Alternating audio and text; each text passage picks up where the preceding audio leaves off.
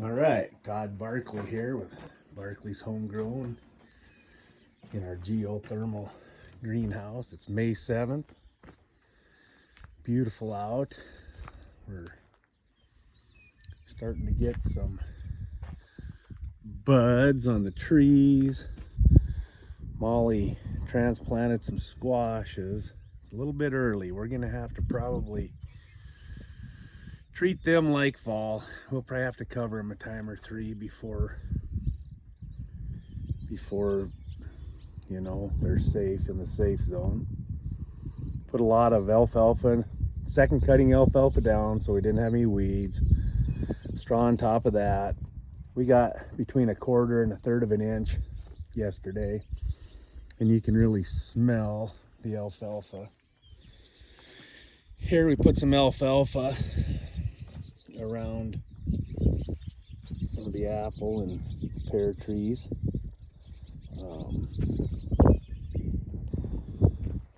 It's been a while since we've been inside the greenhouse. Molly has her starter plants in the suction room, and Molly and Kendall are just making these for salads, microgreens, I guess they call them. I'm in here making some coffee. Molly and I are gonna go over and check Seth's cows, but here we go on the inside. We got some carrots. Probably we're learning, but we're finding out that maybe the carrots should be a September seeding. They did well last September. We have some of our volunteer cover crop. I think that's a vetch, hairy vetch maybe. A nasty bindweed, we'll pull it, but bindweed doesn't do very well in this. All weeds don't seem to do very well in here. Yeah, so our grapevines, I guess, are starting to really do all right. And Molly's gonna have to tell you what most of this stuff is, but of course the tomatoes and our pomegranate with the pomegranate flowers. I interrupted a little bee this morning and they're pollinating him, so hopefully he comes back. It's starting to green up. Starting to have some fun with it again. We're learning that it's a little easier to extend the growing season in here, especially instead of starting the growing season early, especially in some of these microclimates. We really wanted to put the tomatoes in the basement and grow up these new trellises, but they just didn't have enough sunlight to begin with. They're finally starting to come on, but the volunteer tomatoes that have come up in the grow beds are just miles above in development than the ones that we started and actually transplanted. And as you can see, these are a little unhealthier, but some of the ones we planted that are out here more in the sun are just going great guns. So that's a trial and error type of thing, learning where our certain grow microclimates are. Some of these trees, we're getting good foliage on the ones that we planted in the ground. This is a pear tree, and I ordered another pear, a peach, some strawberry plants. I guess we ordered them. Some more apple trees. Seth really wants me to put more apple trees out there, so I ordered some more of them. We order our plants. I guess it's not an endorsement, but a lot of them we order through fastgrowingtrees.com. For sure, some of these potted trees are holding their fruit a little better. And I suppose maybe it's a nutrient thing. And we're trying to be regenerative organic, and we're figuring some of this out. Um, how we need to do the nutrition on the trees.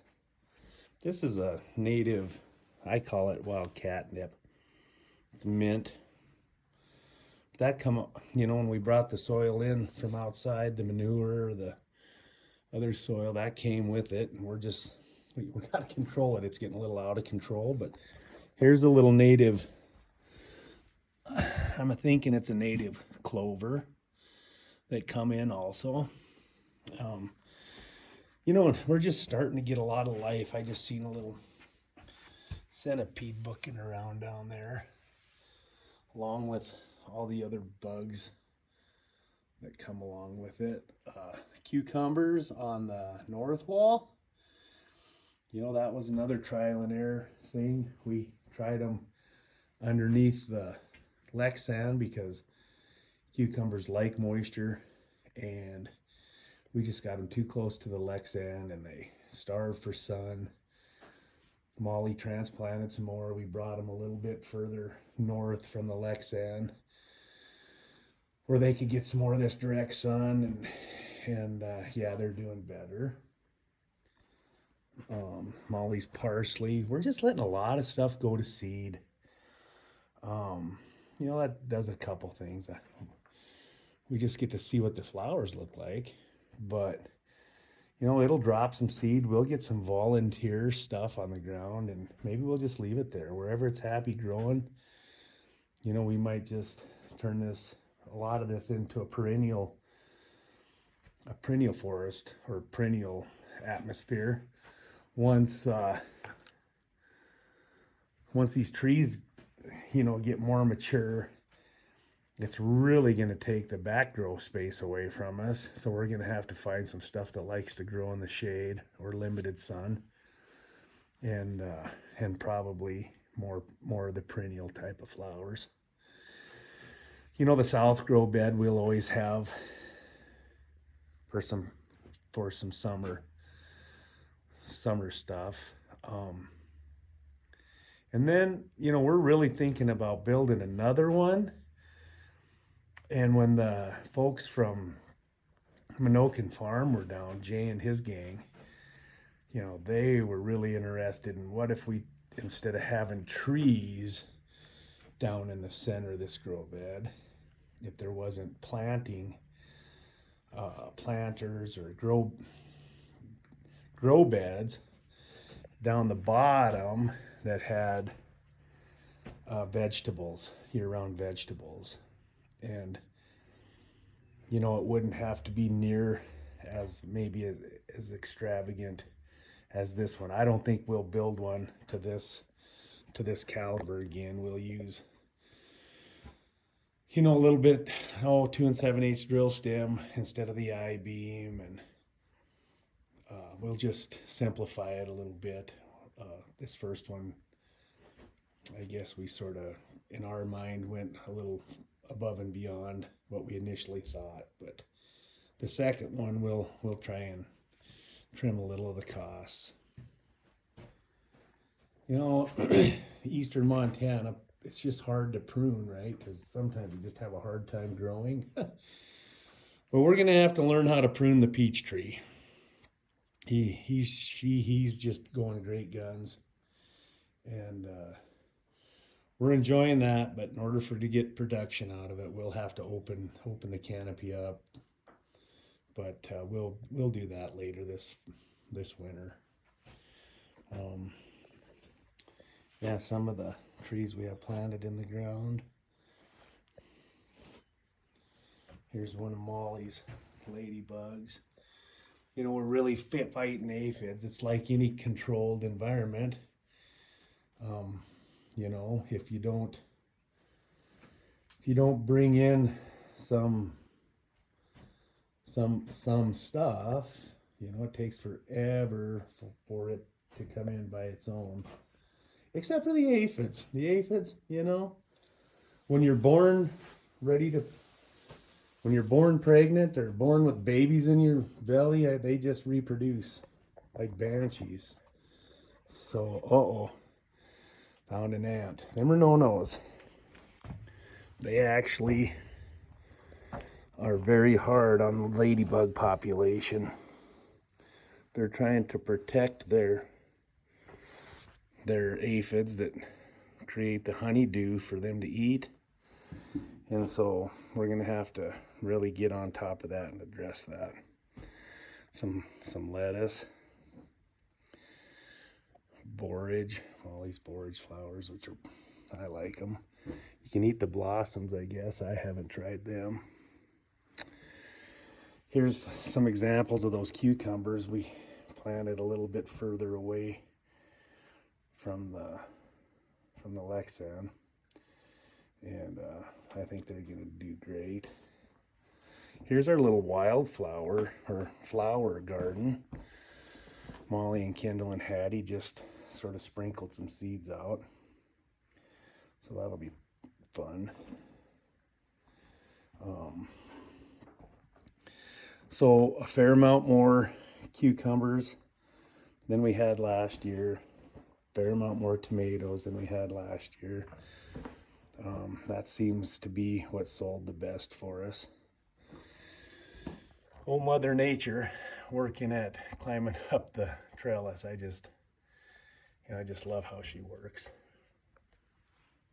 And then an example of some volunteer stuff, right? So there's a volunteer tomato, and there was a couple more Molly actually dug and transplanted, but just see how much more volume, and he's supposed to be there. Here's a hairy vetch crawling up the trellis and flowering, so that's cool.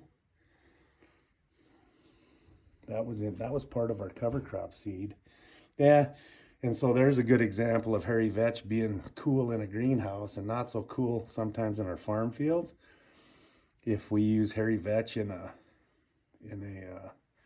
it's a legume, so it's a nitrogen fixer. But if we use that in the field, we'll get hard seed, and it's a bugger. It's a bugger to control with some even with herbicides. It's pretty intense. In here, we'll control it just clipping it off and what have you. But right now, we're just gonna let him give us some nitrogen and crawl up and give us some blossoms for our pollinators, and that'll be fun. So here's some volunteer. Well, I guess I put this in another post, but Hattie had tried to grow some strawberries last year and planted, 20 seeds in a container, and not a one grew, not a one sprouted, not a one did anything. And we just dumped that soil mix here on her little garden spot, and by golly, two strawberries volunteered or came from them seeds, almost evenly spaced. So that's all right. And letting some alfalfa just grow. And here's another volunteer tomato. We're going to get a pile of them because there was a heck of a tomato tree right here, but we'll deal with it if it becomes a problem.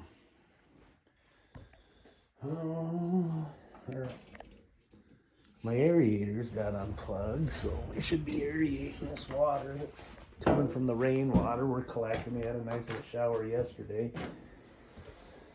and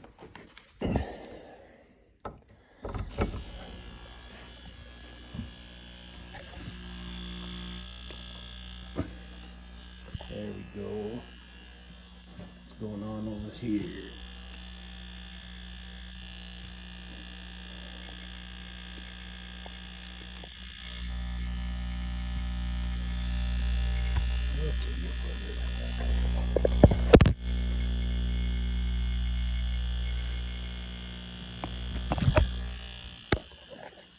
There we go. Well,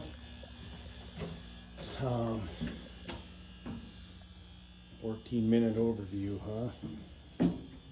Still having fun. Hope you guys are enjoying your summer, spring. We sure are. Yeah. We really enjoy you guys following along.